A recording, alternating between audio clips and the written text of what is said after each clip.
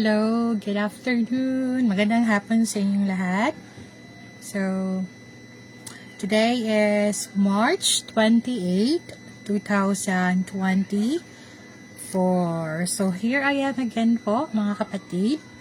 Nais ko pong ibahagi ang mga salita ng makapangyarihang Diyos. So, sana po na may makakita sa aking live para malaman ng mga nanonood po ang mensahe ng Diyos ditong mga huling araw. So let's wait for a moment. So the time is 4:19 in the afternoon. So hello, I hope and I pray po na nasa mabuti kayong kalagayan ngayon. So ngayon is Holy Thursday. So Holy Thursday po ngayon. So thank you, Lord Jesus Christ, for the love and mercy here on earth. Hello mga kapatid.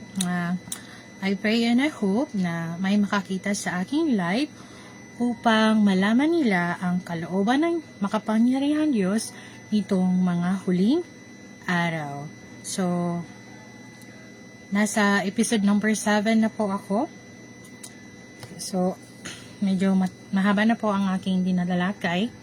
Sa mga hindi pa nakakaalam po kung bakit ako paulit-ulit na nangaral ng mga salita ng makapangyarihan Diyos, dahil po isa po akong tinawag ng Diyos na ibahagi ang kanyang mga salita itong mga huling araw. At sana po, and I hope and I pray, kung sino man po ang karapat-dapat na makakita sa aking live at makarinig ng aking live, sana po siya ay pagpapalain ng may kapal, at sana po maabot din po ito sa kanyang mga pamilya. So,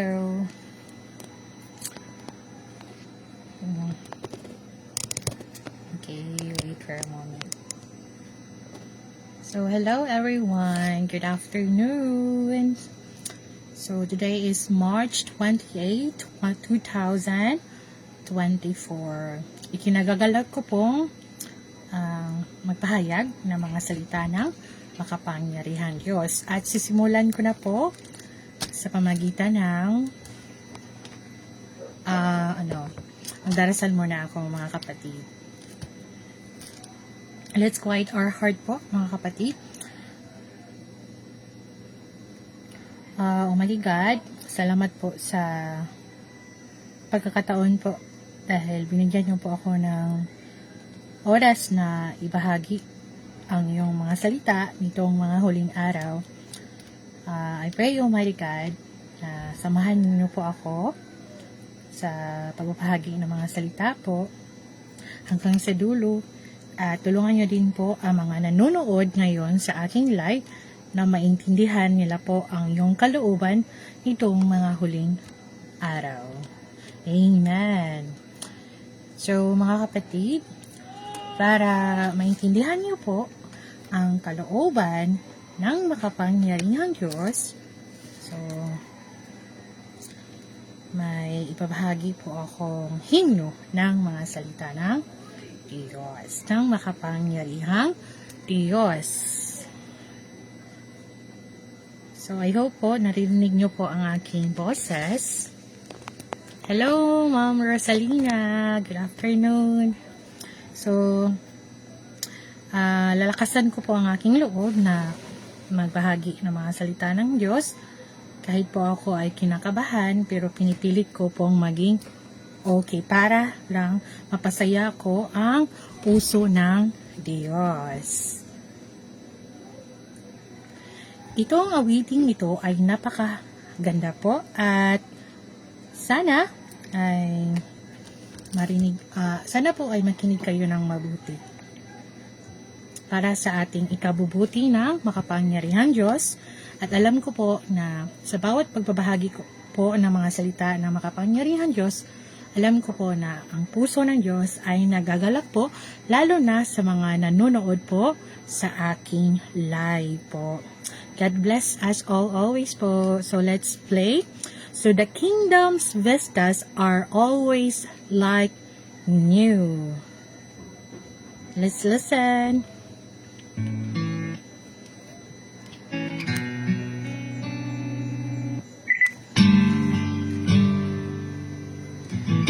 A morning glow shines from the east. The Savior's return among us. All things have a new spark of life. The light of the kingdom's begun. Dawn's coming bright before our eyes. Millennia of hope are realized. Painful days are with me no more. I'm no longer in those grim times. As God's words nourish our hearts, our lives gain sustenance. We feel blessed and jubilant. Our generation's good fortune is returning to God. It is God's great love who would not covet entry into the age of kingdom's light. Who would not yearn for it? Who would not yearn for it? Through God's judgment we've been conquered, and we have been saved by God. We truly thank and praise Him. We praise Him and we give thanks. Flowers bloom, spell perfume, larks sing, God's people preach the Son of Man. We testify to His coming, and we each voice our sentiments. We pray devoutly and sing loudly. We fall by God's throne and praise Him on our knees, and celebrate together, brothers and sisters across the seas. As God's words nourish our hearts, our lives gain sustenance. We feel blessed and jubilant. Our generation's good fortune is returning to God. It is God's great love who would not covet entry into the age of kingdom's light. Who would not yearn for it? Who would not yearn for it? Through God's judgment we've been conquered, and we have been saved by God. We truly thank and praise Him. We praise Him. Almighty God, Christ of last days, appears in flesh to do His word. He expresses truth to judgment. His words cleanse and perfect people. Who would not covet entry into the age of kingdom's light? Who would not yearn for it? Who would not yearn for it? Through God's judgment we've been conquered, and we have been saved by God. We truly thank and praise Him. We praise Him and we give thanks. We praise Him and we give thanks.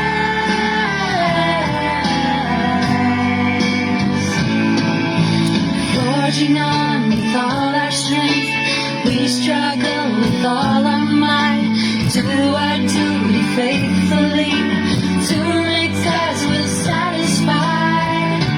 With the spirit of Peter, with resolve that doesn't quit, we live true life with humans. We work hard to do God's will. Amen. Praise be to Almighty God. So, next po, bakit nga ba sa mga huling araw, ano nga ba ang gawain ng makapangyarihang Diyos? May isa pa po akong i-play po ng himno ng mga salita ng Diyos itong mga huling araw. Let's see, I have slow internet connections. So, let's listen to mga himno ng mga salita ng Diyos. Okay, wait for a moment. Loading akong cellphone.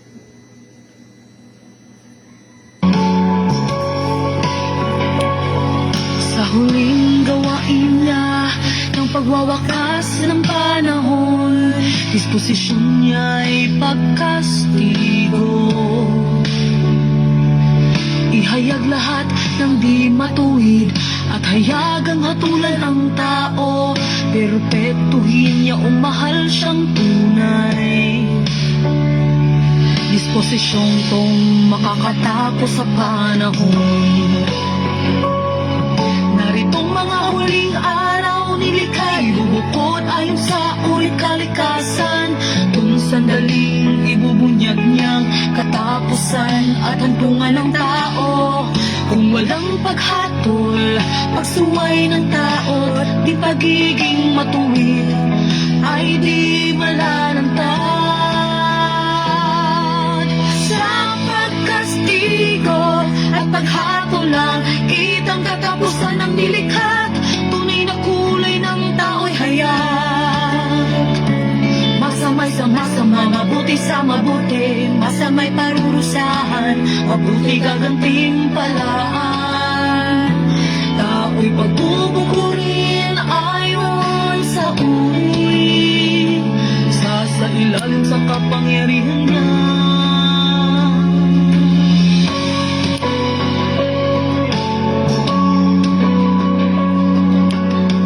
Katiwalian ng tao'y umabot na sa sudulan. Pagsuway nila ay matindi. Matuwid na disposisyon ng Diyos lang.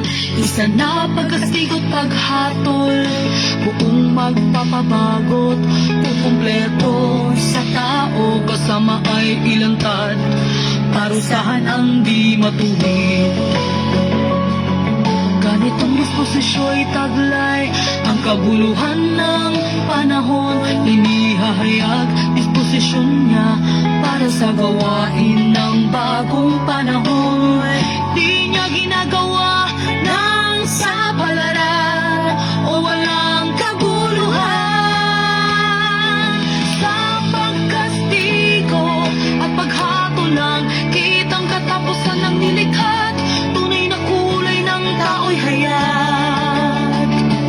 Masamay sa masama, mabuti sa mabuti, masamay parurusahan, mabuti gagantimpalaan. Tao'y pagbubukurin ayon Sa uri. sa ilalim sa kapangyarihan niya.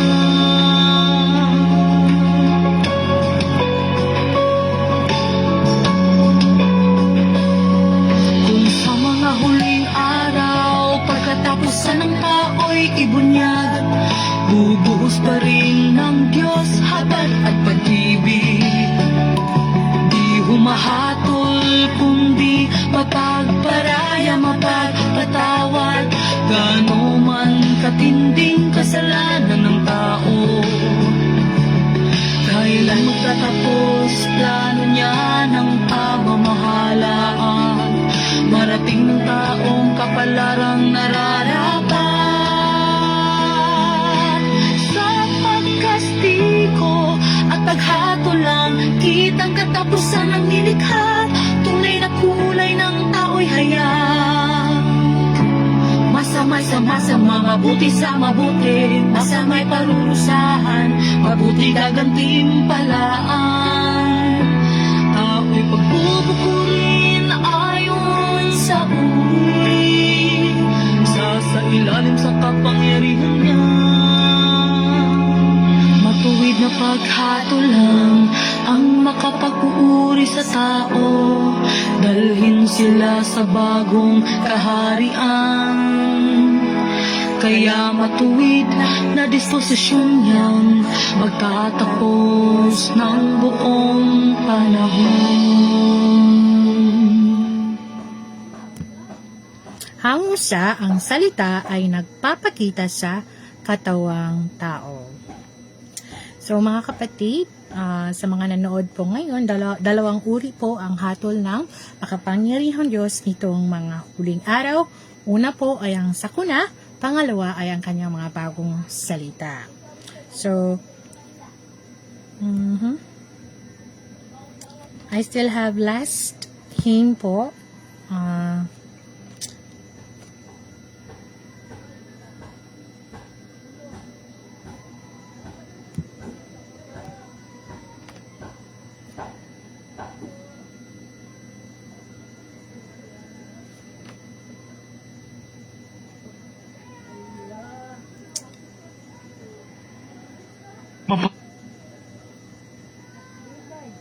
No one can fathom God's authority and power.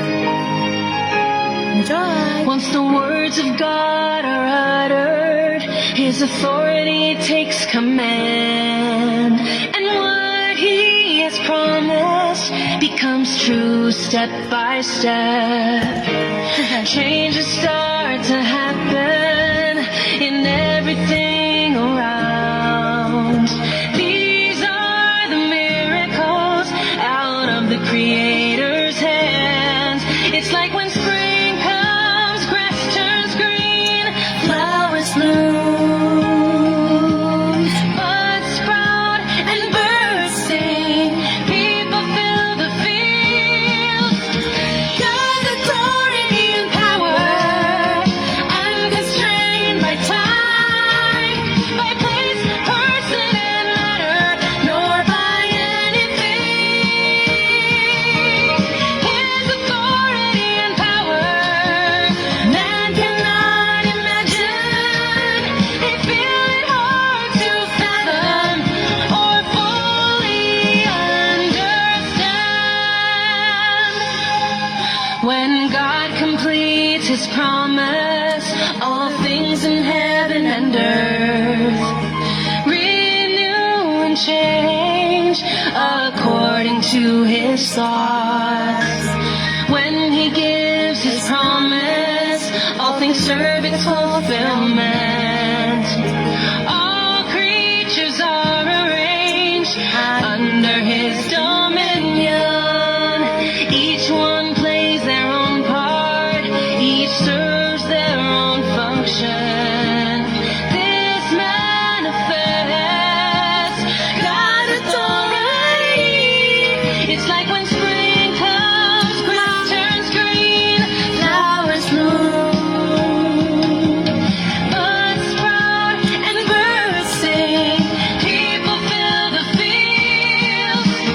God's authority and power, unconstrained by time, by place, person, and matter, nor by anything. His authority and power, man cannot imagine. They feel it hard to fathom or fully understand. Each display of authority is a perfect demonstration of the words He has spoken, shown to all men and all things.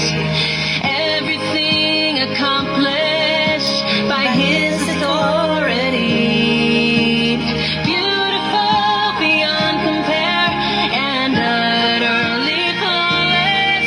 It's like when spring comes, grass turns green, flowers bloom, buds sprout, and birds sing.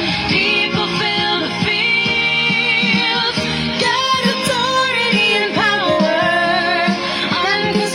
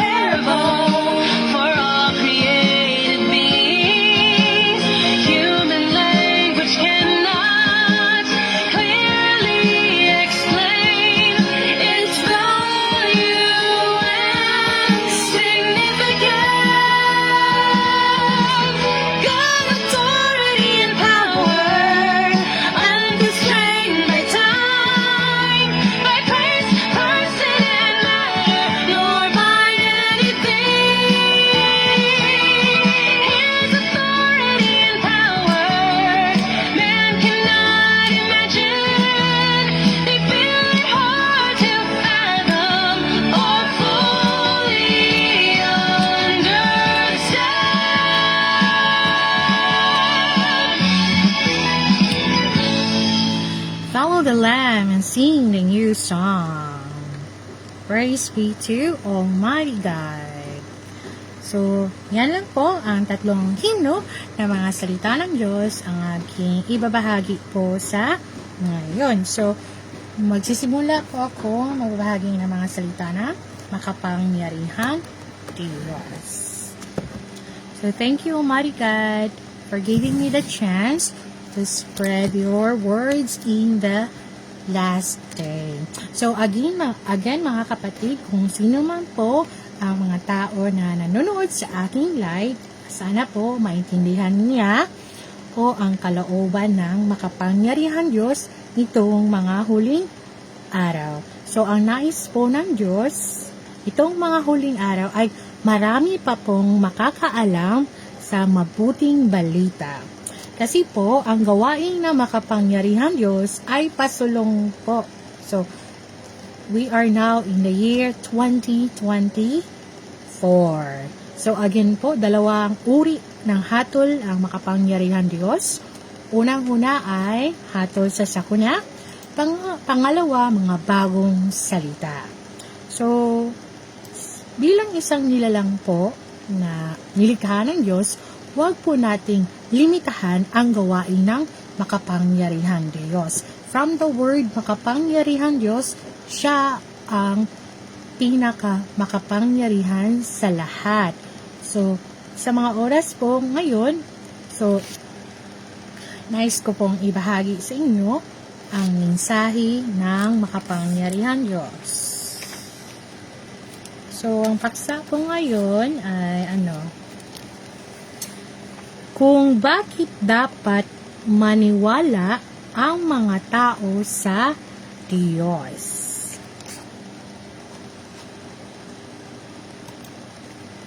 So, I hope and I pray po na makikinig po kayo ng mabuti.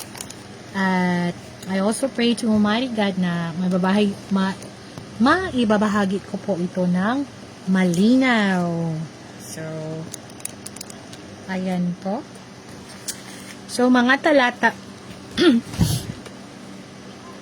mga talata ng Biblia para sanggunian.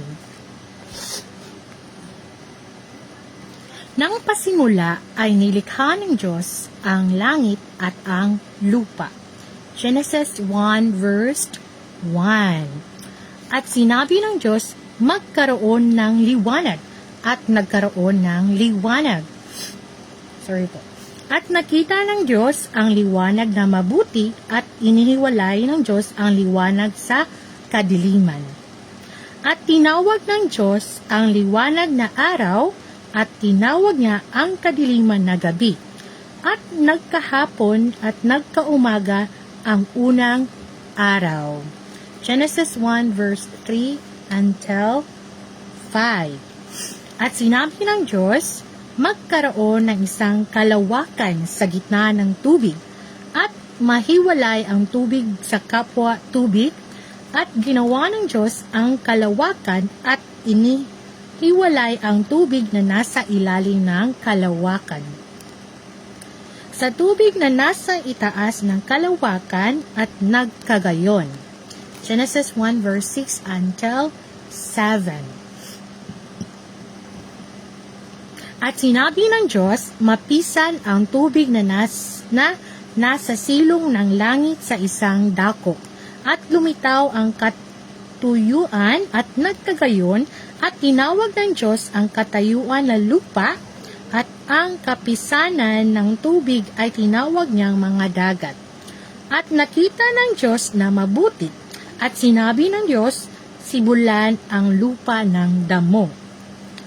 Pananim na nagkakabinhi at punong kahoy na namumunga ayon sa kanyang pagkakahoy. Nataglay ang kanyang binhi sa ibabaw ng lupa at nagkagayon. Genesis 1 verse 9 until 11. Wait po.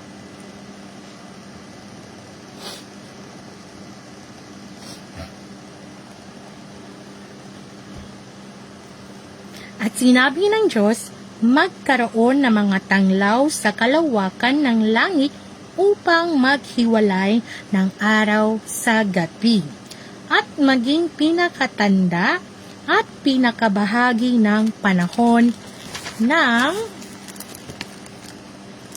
mga araw at na mga taon, at maging pinakatanglaw sa kalawakan ng langit upang tumanglaw sa ibabaw ng lupa at nagkagayon.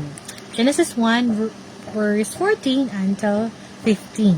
At sinabi ng Diyos, bukalan ng sagana ang tubig na mga gumagalaw na kinapal na may buhay at magsilipad ang mga ibon sa itaas ng lupa sa luwal na kalawakan ng himpapawid. At nilikha ng Diyos ang malalaking hayop sa dagat at ang bawat may buhay na kinapal na gumagalaw na ibinukal na sagana ng tubig. Ayon sa kanyang uri at ang lahat na may pakpak na ibon. Ayon sa kanyang uri at nakita ng Diyos na mabuti. Genesis 1 verse 20 until 21. At sinabi ng Diyos, bukalan ng lupa ng mga may buhay na kinapal. Ayon sa kanyang uri ng hayop at ng mga kinapal na umuusad at ng mga hayop sa lupa, ayon sa kanyang uri at nagkagayon, at nilikha ng Diyos ang hayop sa lupa ayon sa kanyang uri at ang hayop ayon sa kanyang uri. At ang bawat umuusad sa ibabaw ng lupa ayon sa kanyang uri at nilikha ng Diyos na mabuti. So Genesis 1 verse 24 until 25. At sinabi ng Diyos, lalangin natin ang tao sa ating larawan, ayon sa ating wangis, at magkaroon sila ng kapangyarihan sa mga isda sa dagat, at sa mga ibon sa himpapawid, at sa mga hayop, at sa buong lupa, at sa bawat umuusad na nagsisiusad sa ibabaw ng lupa. At nilalang ng Diyos ang tao ayon sa kanyang sariling larawan, ayon sa larawan ng Diyos siya nilalang. Nilalang niya sila na lalaki at babae. So Genesis 1 verse 26 until 27. Naugnay ng mga salita ng Diyos. Nilikha ng Diyos ang mundong ito at dinala ang tao. Isang nabubuhay na nilalang na pinagkalooban niya ng buhay. Sumunod, nagkaroon ng mga magulang at kamag-anak ang tao at hindi na nag-iisa. Mula nang unang makita ng tao ang material ng mundong ito, itinadhana siyang mabuhay sa loob ng ordinasyon ng Diyos. Ang hininga ng buhay mula sa Diyos ang sumusuporta sa bawat nabubuhay na nilalang sa kanyang paglaki hanggang sa kanyang pagtanda. Sa prosesong ito, walang nakadarama na lumalaki ang tao sa ilalim ng pangangalaga ng Diyos. Sa halip, naniniwala sila na lumalaki siya sa ilalim ng mapagmahal na pangangalaga ng kanyang mga magulang, at na ang likas na pag-uugali niya sa buhay ay gumagabay sa kanyang paglaki. Ito ay dahil hindi alam ng tao kung sino ang nagkaloob ng buhay niya o kung saan ito nanggaling, lalong nang hindi niya alam kung paano lumilikha ng mga himala ang likas na pag-uugali niya sa buhay.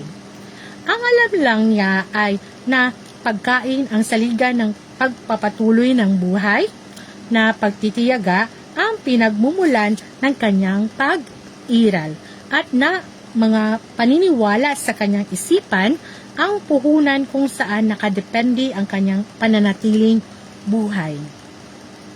Tungkol sa biyaya at panustos ng Diyos, walang anumang naaalala ang tao.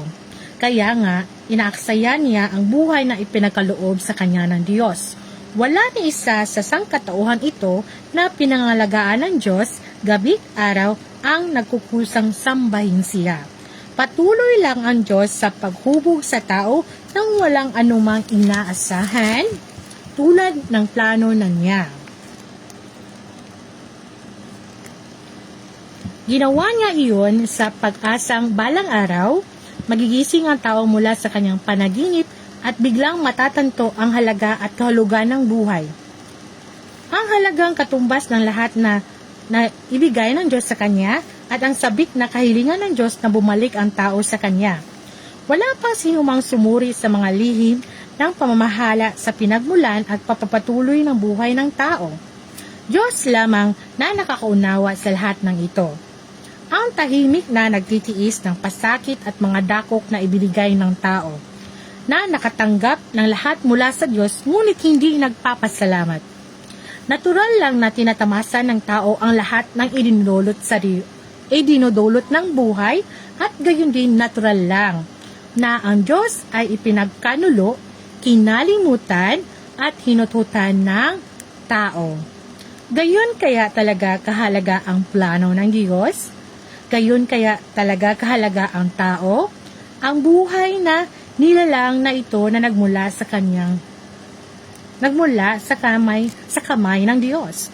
Ang plano ng Diyos ay siguradong mahalaga, gayon man ang buhay na nilalang na ito na nilikha ng kamay ng Diyos ay namubuhay para sa kapakanan ng kanyang plano.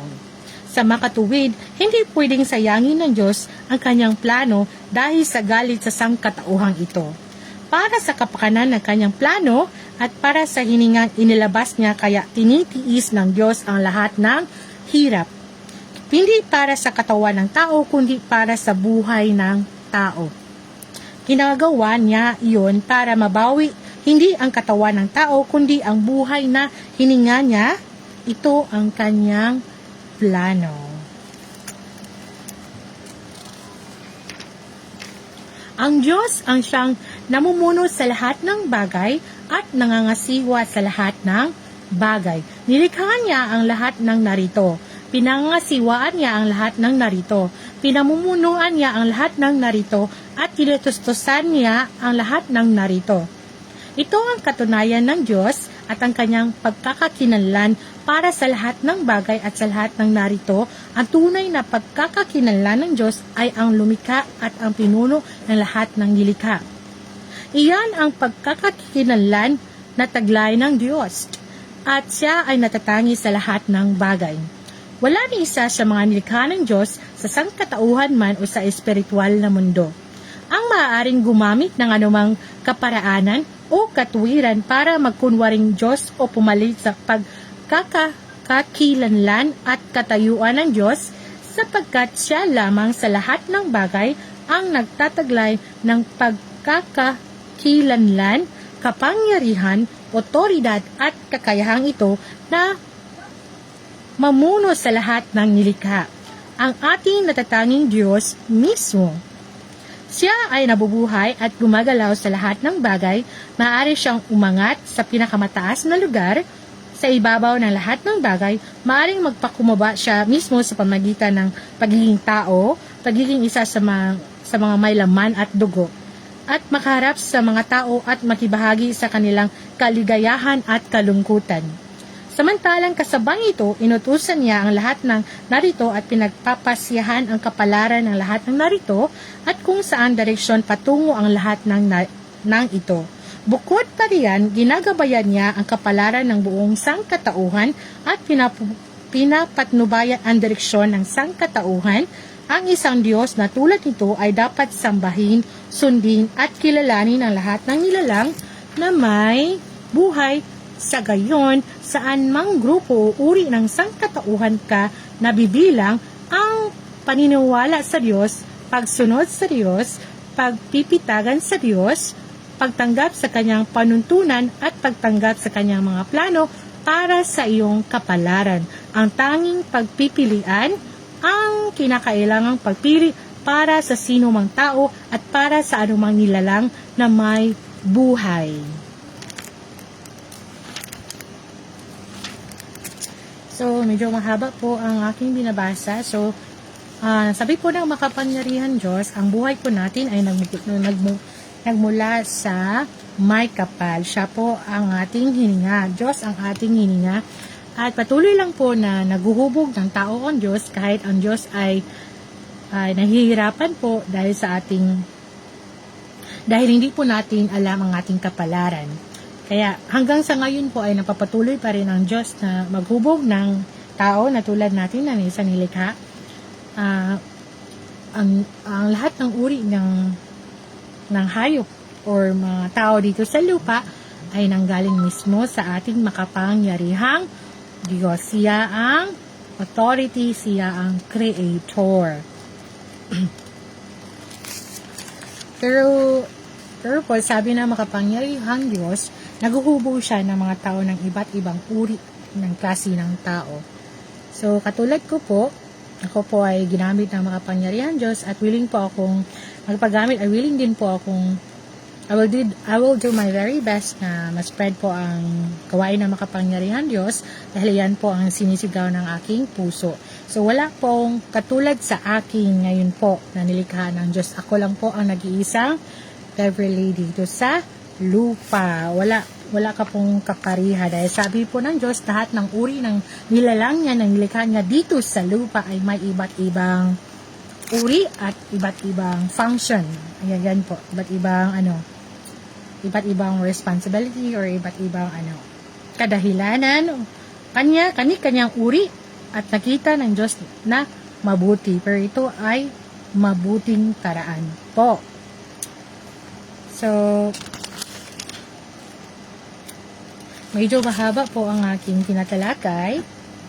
Nais ko din po ibahagi isang napakagandang awitin sa lahat, ang himno ng makapangyarihang Diyos. So, let me find God's hymn po. Ano nga ba ang isang layunin ng Diyos nitong mga huling araw? Dahil po, ang gawain ng makapangyarihang Diyos ay nagpapatuloy. Laging pasulong.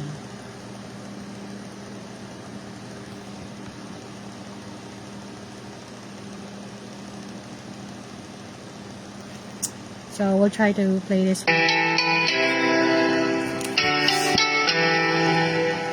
Kung makaligtas ang isang tao sa huli, ito'y dahil nagawa niya mga pinagagawa ng Diyos.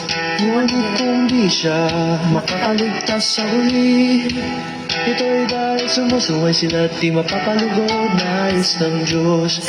Di pwedeng ipasa ang masasamang gawa niya, katulad ng isang bata sa kanyang mga magulang. At ang kasamaan o katulad ng mga magulang ay di maililipat sa kanilang mga anak. May hantungan na dapat sa bawat tao, nalalaman yan batay sa kanilang kakanyahan. Ang kanyang hantungan ay walang kaugnayan sa iba.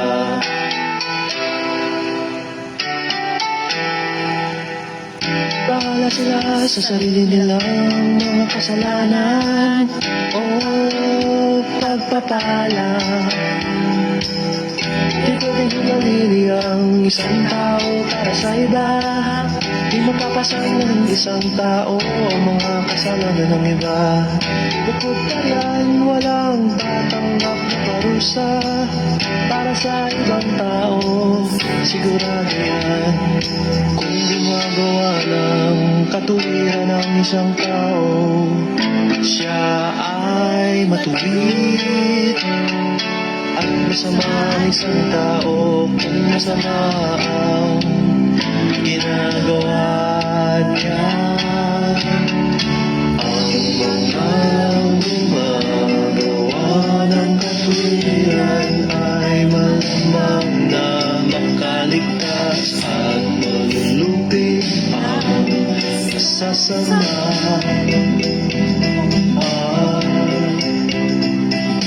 Kung banal ang isang tao, wala siyang bahitulis. Kung marumi ang isang tao, wala siyang banal na bahagi.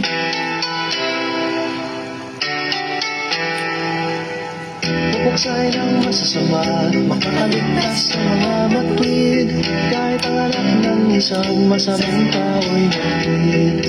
O ang mga magulang ng isang matuwid na tao'y masama. Walang anumang kaugnayan yan kung naniniwala ang lalaki at ang asawa niya'y hindi. O kung naniniwala ang isang anak at ang mga magulang niya'y hindi, dalawang uri sila na magkaiba. Kaya bago mamahinga ang isang tao, may mga kamag-anak siya sa paligid. Ngunit pag namahinga na siya, wala na siyang kamag-anak na masasabi. Kung ang isang tao'y gumagawa ng tungkulin, kaaway siya ng mga hindi. Ang mga nagmamahal sa Diyos ay kaaway ng mga galit sa Kanya. At ang mga nakapasok sa kamay-kamay ay ikatugma ng mga pupok sa iyo.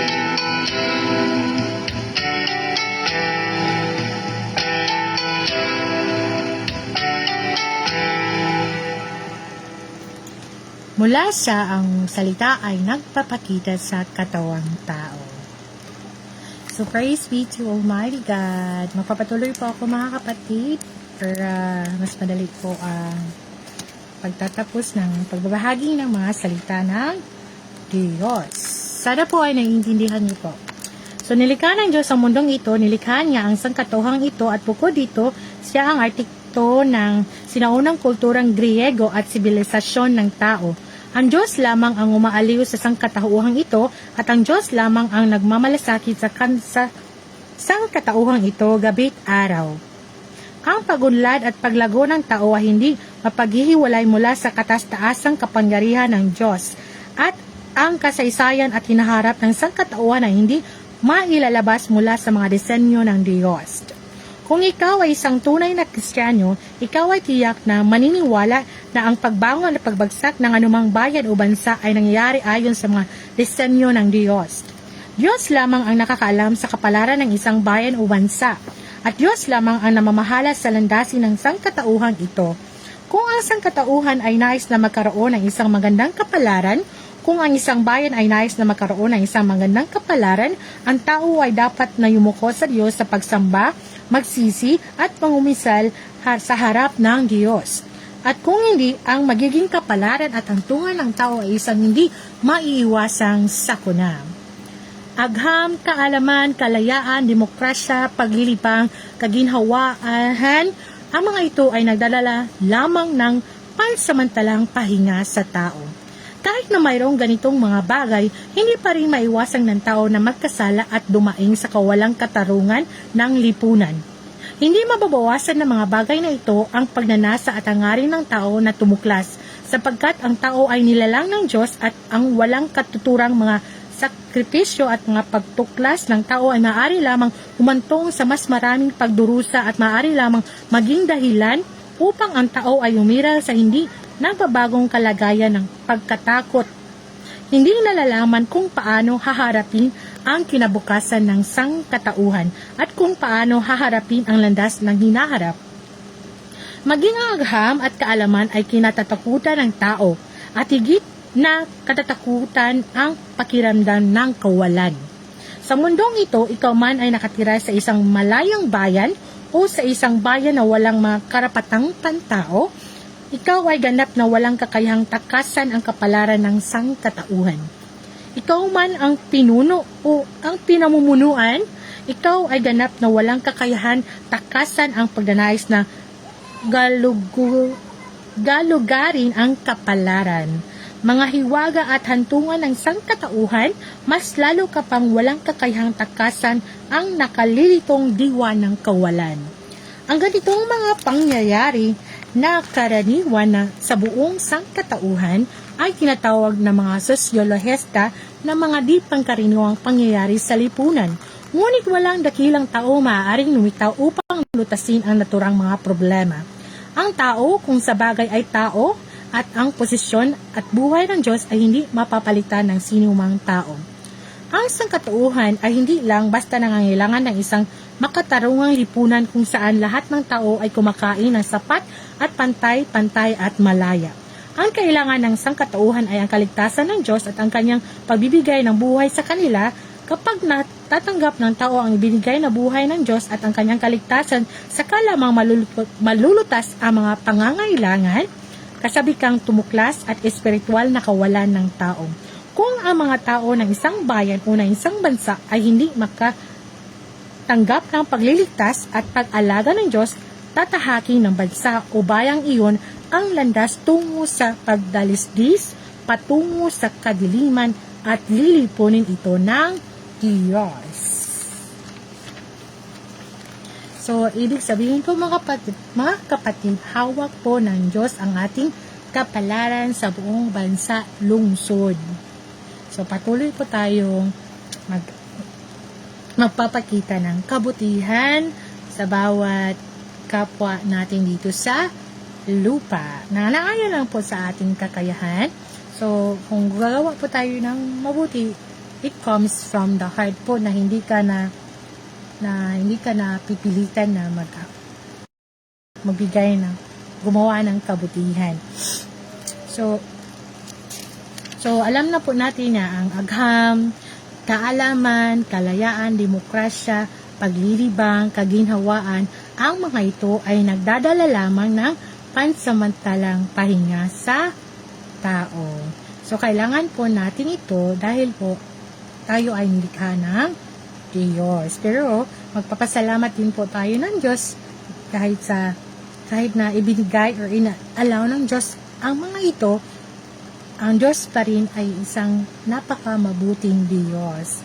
So, sana po ang mga ito, ang agham, kaalaman, kalayaan, demokrasya, paglilibang, kaginhawaan, ang mga ito ay nagdadala lamang ng pansamantalang pahinga sa tao.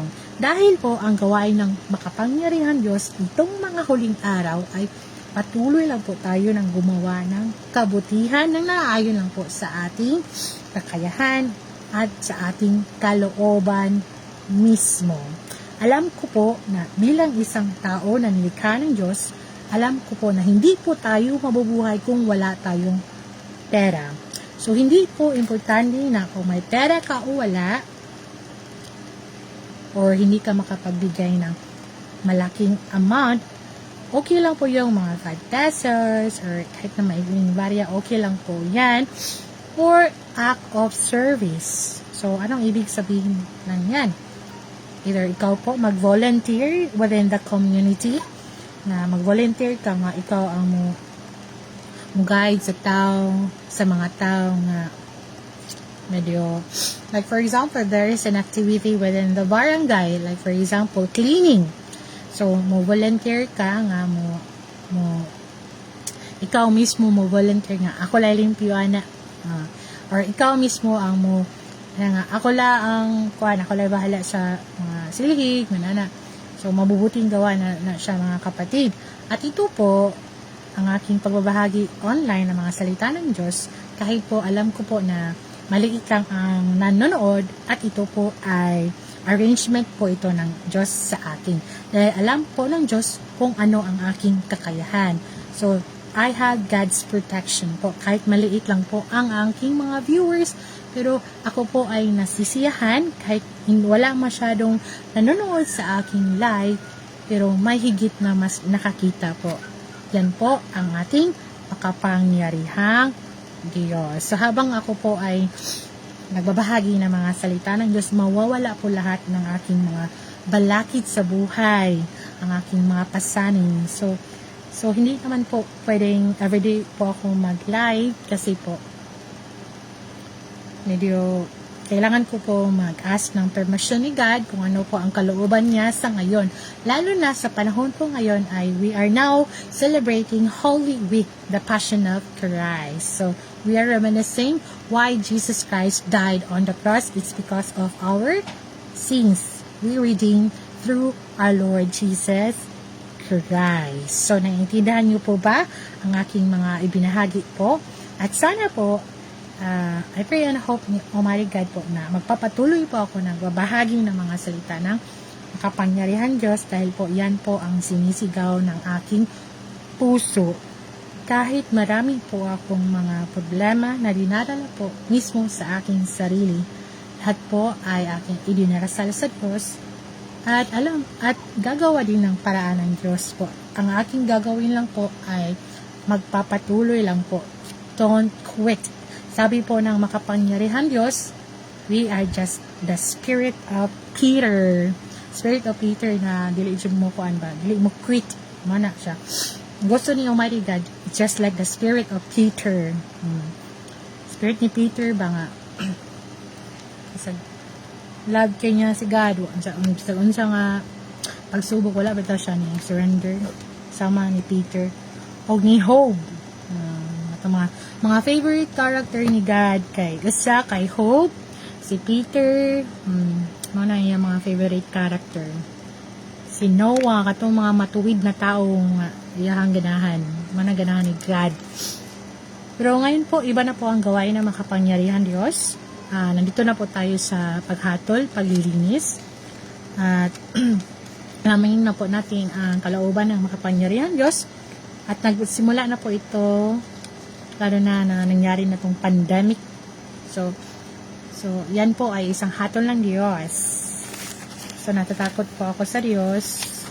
Kahit po ako ay nagbabahagi ng mga salita ng Diyos, natatakot din po ako sa Diyos dahil po ang aking kalaban ay ang kadiliman. Ang tukso at kadiliman. Marami po akong kalaban. Magpapatuloy po ako mga kapatid para matapos ito ng maaga. Gisipon yapon ko 100 karan.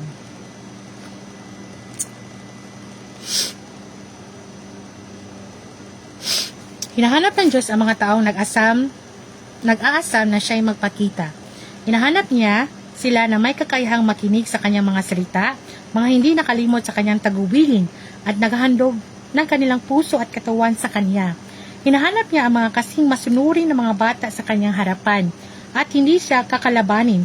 Kung ilalaan mo ang iyong sarili sa Diyos, hindi nahahadlangan ng anumang kapangyarihan o puwersa.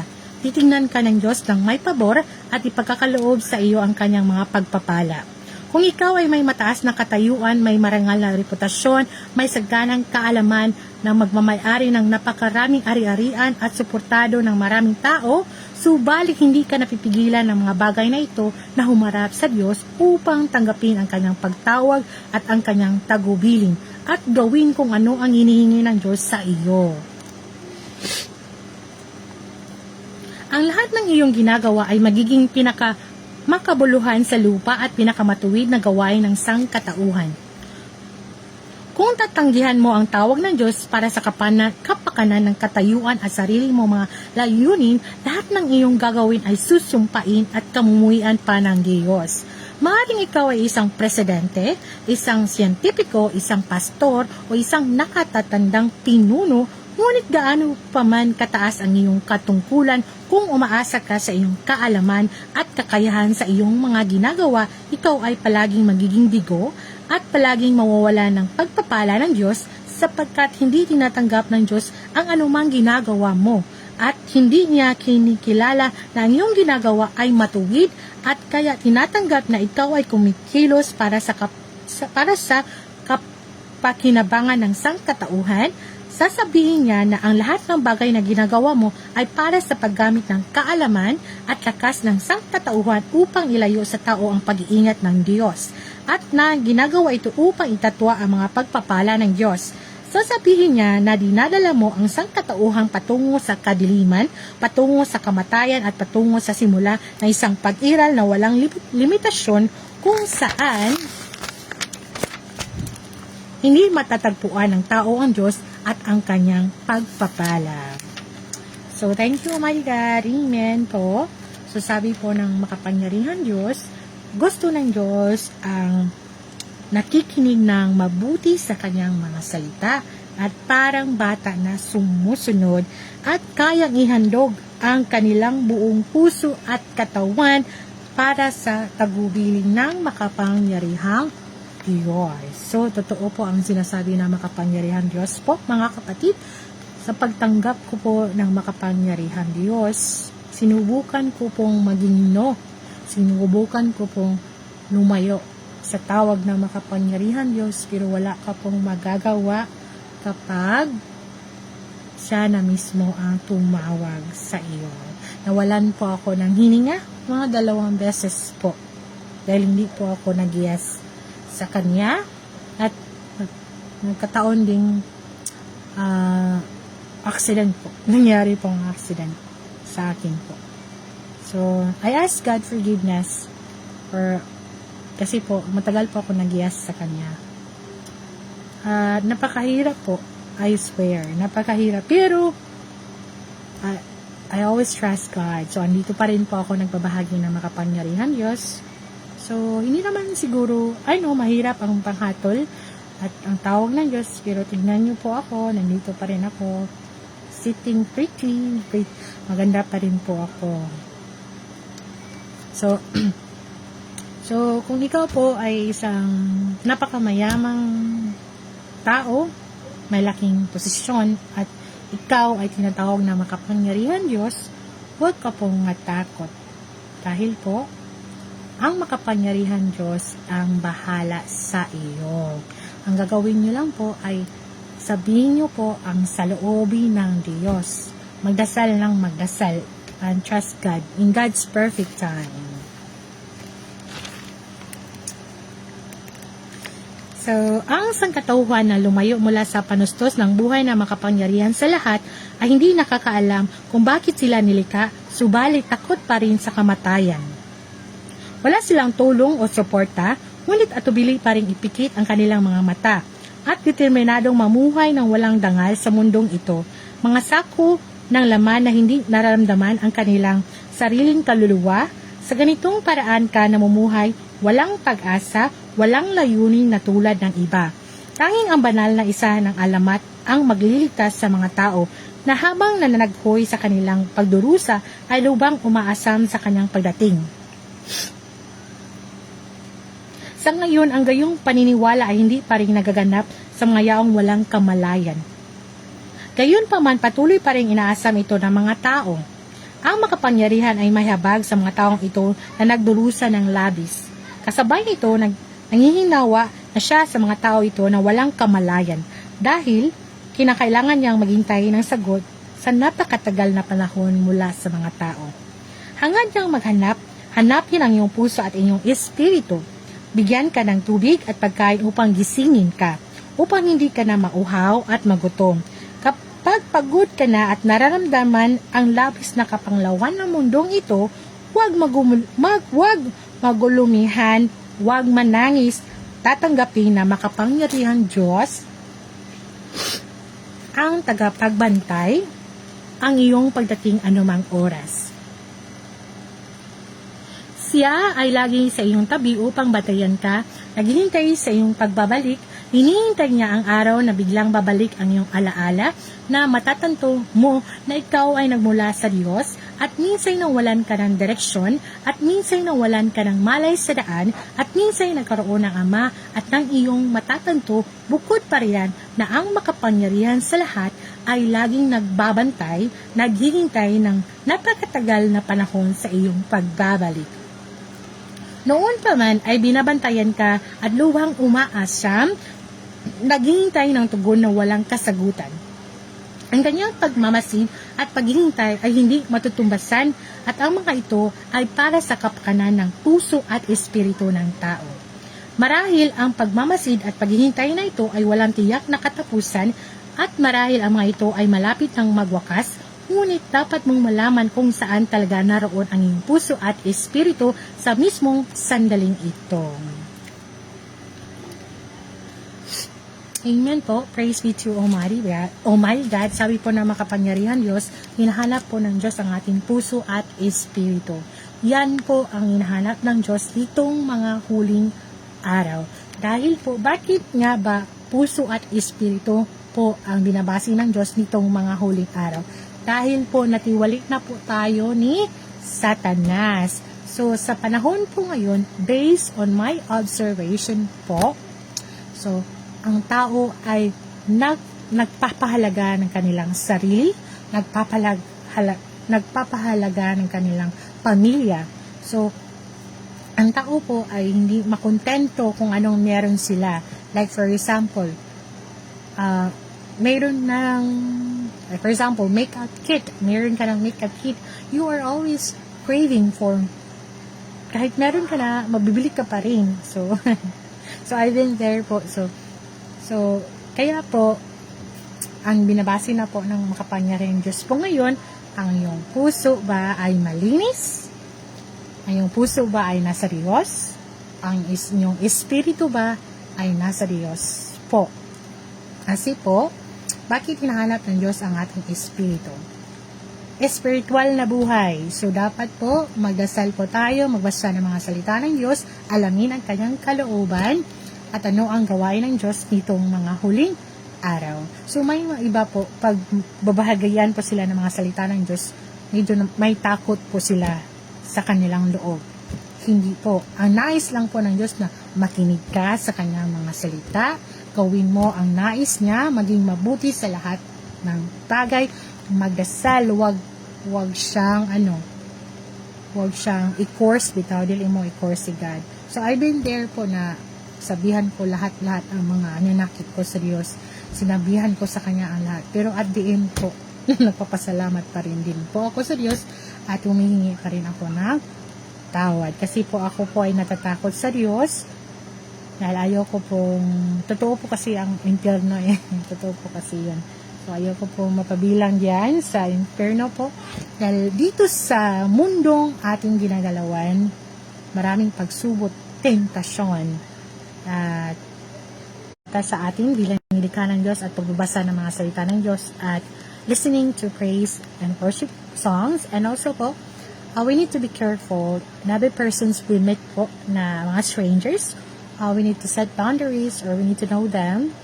Are we willing to trust them? And ano po, kasi po nitong mga huling araw, hindi po natin alam kung ang ating kausap, siya ba ay mabuting tao or may nais ba siyang gawin sa atin. So, dapat po magdasal po tayo sa Diyos kung malayo po tayo sa masasama at mangyari na po ang kalooban ng Diyos nitong mga huling araw. Kasi po, ang gusto ng Diyos, wakasan na po ang panahon ngayon. Gusto ng Diyos na wakasan na ang panahon ngayon para po mamahinga na po ang nilikha at mapahinga na sa ang Ginoo. So, ang nais ng Diyos, maraming kaluluwa ang maliligtas nitong mga huling araw at marami ang makakaalam sa kanyang gawain at maraming makakaalam na ang Diyos ay isang mabuting Diyos. So, tayo lang po ay matukso. So, I've been there also po. Tao lang din po ako. So, matutukso din po ako. So, dapat alam mo na you are aware that you are tempted. So, anong gawin mo? Magdasal ka at umiwas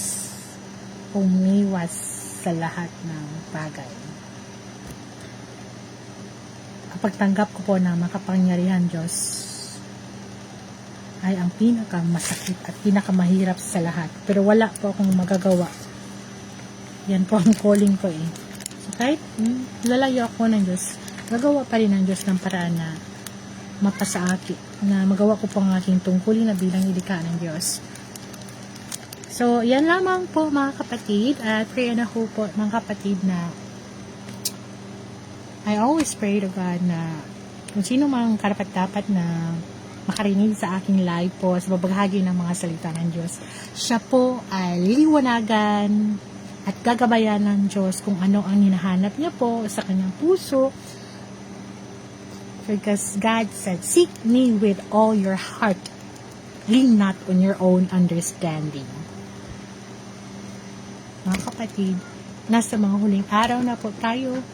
hindi po natin alam kung kailan babalik ang Panginoong Jesus. So, dito po sa lupa, we are preparing good deeds. Good deeds. From the bottom of our heart po. Kung wala ka pong magawa, ng mabubuting gawa, ano po, magdasal lang po na sa Diyos, magpasalamat po na may pagkain tayo sa lamesa, may bubong tayo, magpasalamat lang po tayo always kay God. Humingi ng tawad.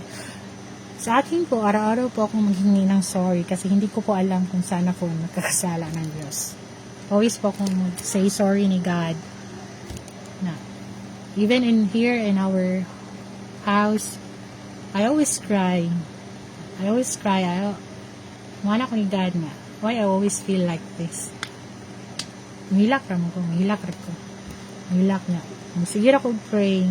I never stop praying. Even na ako sa room, even na ako sa CR, even na ako sa gawas, even na ako ikatok, mag-pray gapon ko, even makita o hanap buhay, mag-pray gapon ko. Na-just mga changes, mga kapatid, na after accepting Almighty God, na-just changes sa akong self. And I thank Almighty God because I know God's disposition and na-experience na ko ang God's loveliness na putan today si God, mapagmahal at mahabaging Diyos. So, wag po kayong matakot ng Diyos. Ang nais ng Diyos ay maraming kaluluwang maligtas. God doesn't want any soul to be lost. Okay, yan po ang aking ibabahagi ng himno na makapangyarihang Diyos. God doesn't want. So, magtatapos po ako ng isang magandang awitin. Napagkagandang awitin sa lahat. So, magdasal po muna tayo. Almighty God, let's quiet our heart po. Magdasal po ako ng maikling dasal po. Almighty God, salamat po sa pagkakataon ngayon po.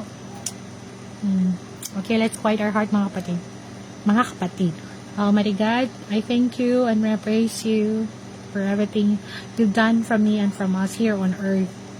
I pray and I hope you bless the person who are listening right now. Guide them, protect them, and always remember them that you are there with us every night and day. Almighty God, I thank you and I praise you and I'm sorry for all our sins we committed here on earth. Thank you, God.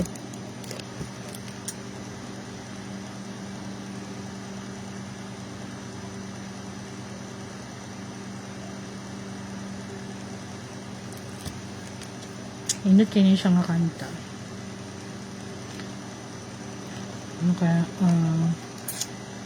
Wait for a moment.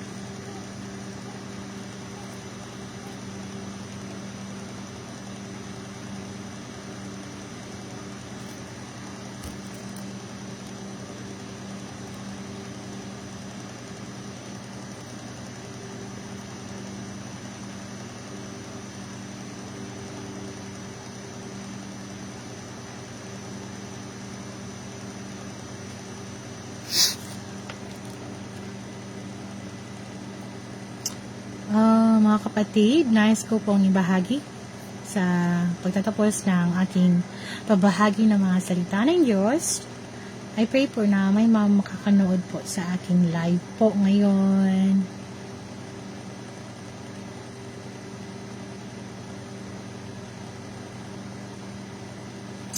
So, ano po ang aking hymno?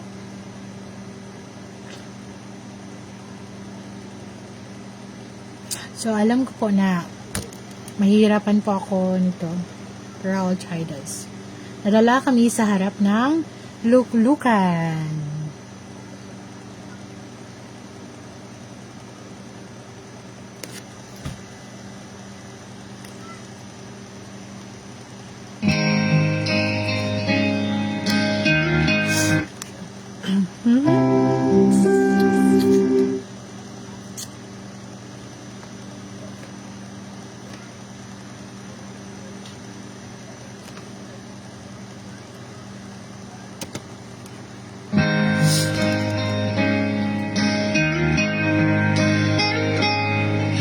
Dinadala kami sa harap ng trono ng Diyos dahil sa biyaya at awa ng Diyos.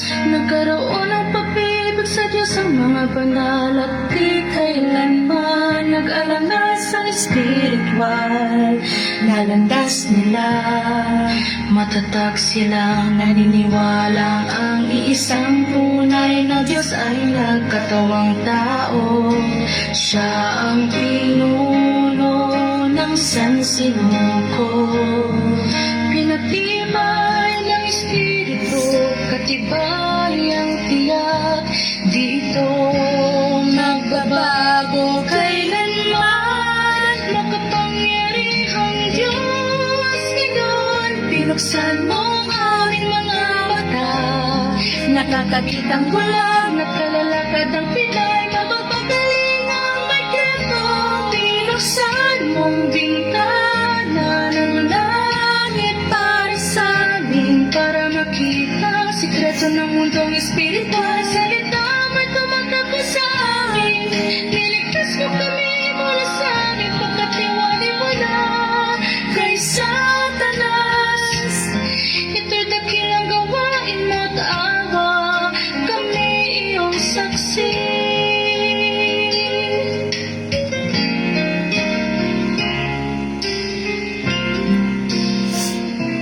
Ika'y matagal nang nanatiling mapapakumbaba at tago sa katahimikan.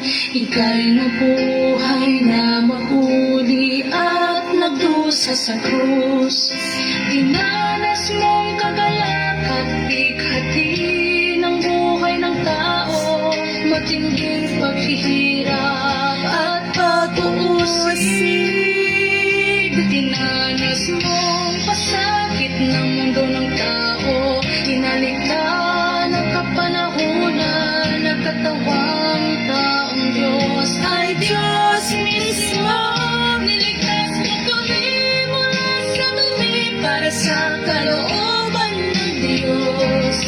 Inalalayan kami sa iyong kanang kamay, biyaya'y malayo binibigay. Sa likod mong hubugin ang buhay mo sa amin, at ang gabulong at pawis mo'y nasa mga banal. Produkto kami ng iyong walang hanggang pagsisika. Kami ang halagang binabayaran mo. Makapangyarihang Diyos, dahil sa iyong awa at pag-ibig. Pagkamatuwid, pagkamahalin ka, kapananan at pagkakumbaba. Lahat ay ko sa harap mo't sasamba, sa iyo magpagkailanman.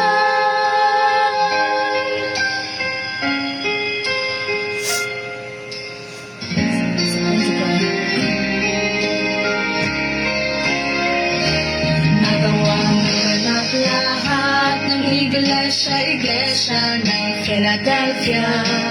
Hanahibong taong tanong mo'y naisa katuparan. Mga pangalay mamakakumbabang sumusunod sa harap mo, nakablay sa espiritu, sa bawat isa sa pag-ibig. Nakaugnay sa pinagmulan ang bukal ng buhay. Ibig ng buhay ay walang hanggan sa pagkalo. Nililinis at hinuhugasan ang duming dumurong sa iglesia. Muling nililinis ang iyong templo. Hinahayaan ang Diyos mag-alis sa ating espiritu. Lumalakad kasama siya. May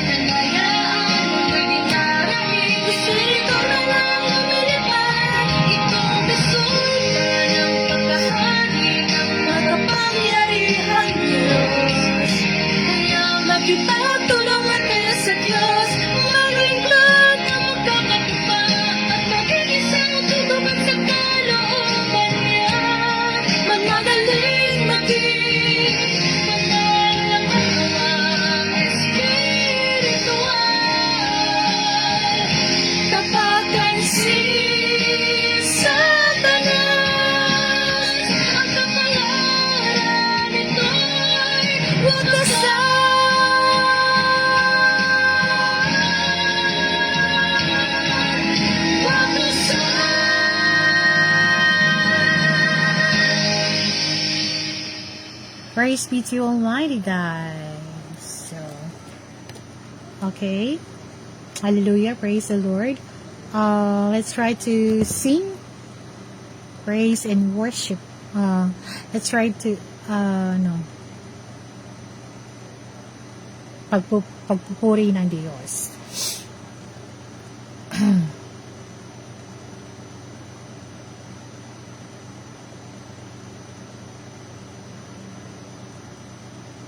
Okay, ito. Ano oras na?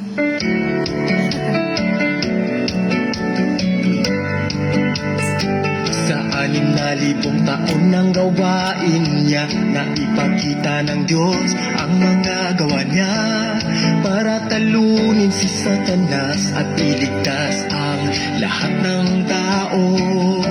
Hinahayaan ng Diyos lahat sa langit, lahat ng bagay sa lupa, sa dagat.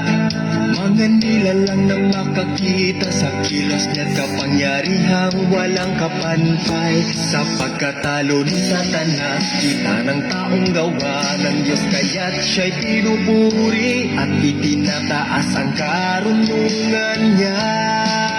Kaya ang lahat sa lupa, lahat sa langit, lahat sa ilalim ng dagat, luwalhatiin siya, luwalhatiin siya. Hayaang purihin ng lahat ang kanyang kapangyarihan, lahat magpuri sa kanyang gawa. Isigaw ang banal niyang ngalan, isigaw ang banal niyang ngalan. Ngayong papuri, patunay ng pagtalo kay Satanas, nanalupig ng Diyos ang kaaway niya, at patunay ng pagligtas niya sa bawat isa. Niligtas ang nilikha ng tao, mga nilalang nagpupuri, kalabay na talo niya, pumabaritong matagumpay. Siya'y dakilang hari nagwawagi. Hayaang lahat sa lupa, lahat sa langit, lahat sa ilalim ng dagat, luwalhatiin siya, luwalhatiin siya. Hayaang purihin ng lahat ang kanyang kapangyarihan, lahat magpuri sa kanyang gawa. Isigaw ang banal niyang ngalan, isigaw ang banal niyang ngalan.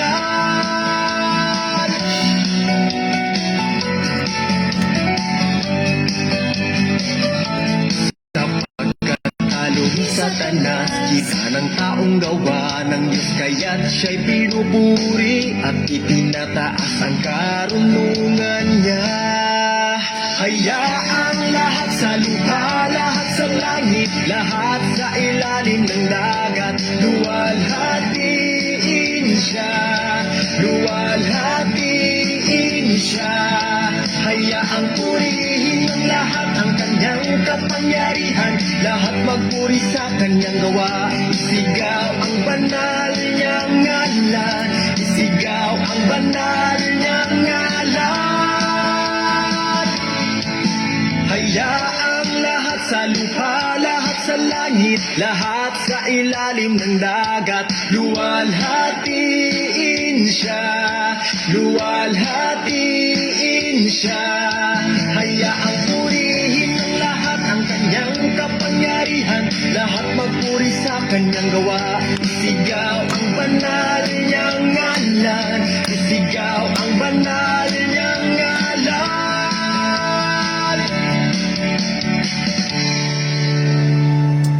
Hango sa ang salita ay nagpapakita at gawain ng Diyos.